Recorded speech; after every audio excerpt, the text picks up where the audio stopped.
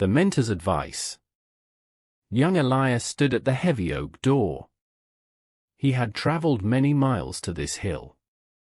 The old teacher sat by a small fire.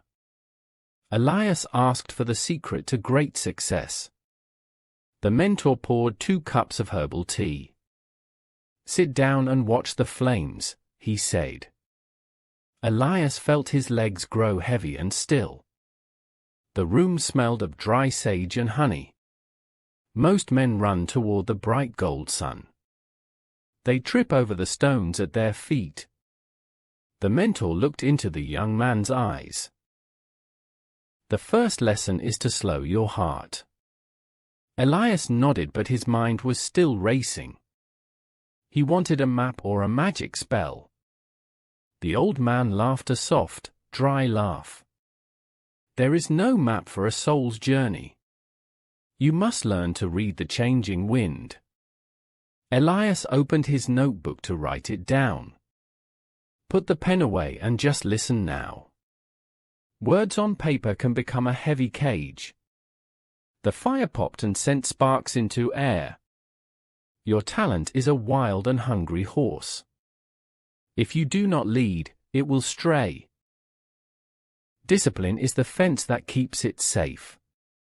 Elias thought about his many unfinished projects.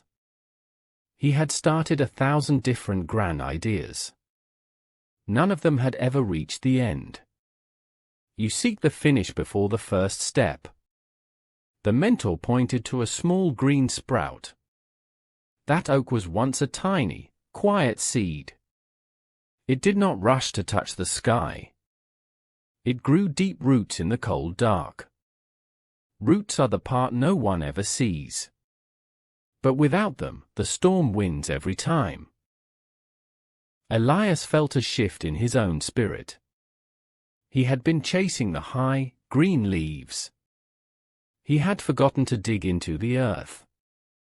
Failure is the rain that feeds the root. Do not fear the gray and cloudy days. They bring the strength you will need later. The mentor stood up and walked to window. The valley below was covered in white mist. The second lesson is about the silent gift. Give your best work to the world freely. If you seek praise, you become a slave. If you seek service, you become a king. Elias thought of his desire for loud applause. It felt small and thin in this room. True mastery is a quiet and steady flame. It does not flicker when the wind blows. It burns because it has a pure source. The old man handed him a smooth stone. "Keep this in your pocket as a weight. When you feel too light, hold it tight. Remember the gravity of your own true word." Elias touched the cold surface of the stone. It felt grounded and very real in hand. The third lesson is the hardest of all. You must know when to walk away entirely. A season of rest is not a waste. The field needs a winter to grow grain. Elias realized he was very, very tired. He had been running for 5 long years. Go home and plant a simple garden row. Watch how time works without your loud help. Patience is the highest form of great power. The sun began to set behind the peaks. The orange light filled the small stone hut. Elias felt a peace he could not name. He did not need the notebook any longer. The advice lived in his steady, calm breath. "Thank you, teacher," Elias said very softly. The mentor smiled and closed his tired eyes. "The teacher is only a mirror for you. You already knew every word I spoke today. You just needed a quiet place to hear." Elias walked back down the winding mountain path.